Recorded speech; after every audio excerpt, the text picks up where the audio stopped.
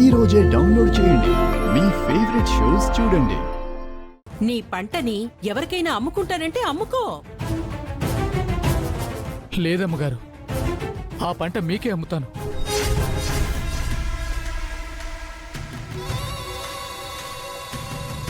దాని నుంచి వచ్చే డబ్బుకి మీ అప్పుకి జమేసుకోండి.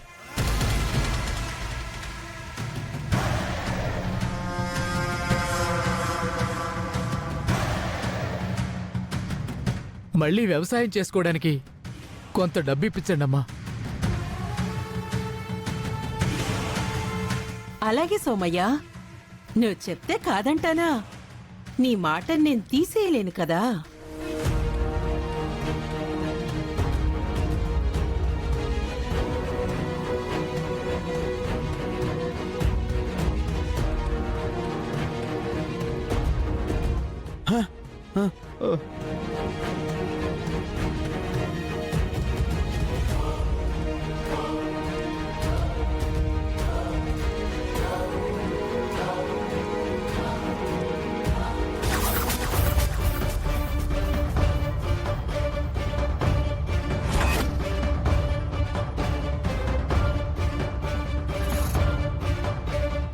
ఏంటి త్రిపుర, అవాక్కయ్యవా?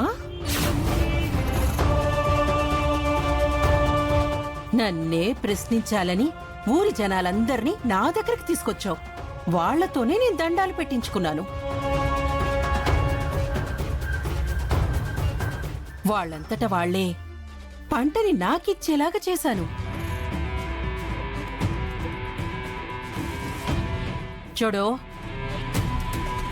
ఈ పిచ్చి ప్రయత్నాలన్నీ మానేసి నువ్వొచ్చిన పని చూసుకో. ఈ దాక్షాయిని తలుచుకుంటే దేన్నైనా తనకి అనుకూలంగా మార్చుకుంటుందని నీకిప్పటికైనా అర్థమై ఉంటుంది.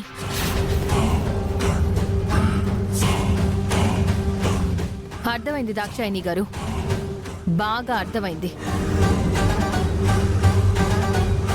అమాయకులైనా వాళ్ళందరి జీవితాలతో మీరు ఎలా కావాలంటే అలా ఆడుకుంటున్నారని, మీకు అనుకూలంగా ఎలా కావాలంటే అలా మలుచుకుంటున్నారని బాగా అర్థమైంది. కానీ ఇంకొక విషయం ఏంటంటే, నేనొచ్చిన పనిని చూసుకోమని అన్నారు కదా. నేనొచ్చిన పనేంటో నాకు బాగా క్లారిటీగా ఉంది.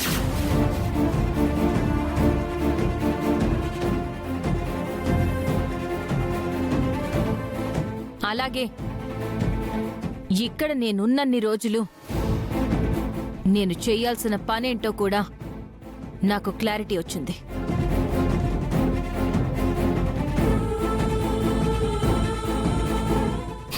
ఖచ్చితంగా మళ్ళీ కలుద్దాం దాక్షాయిని గారు.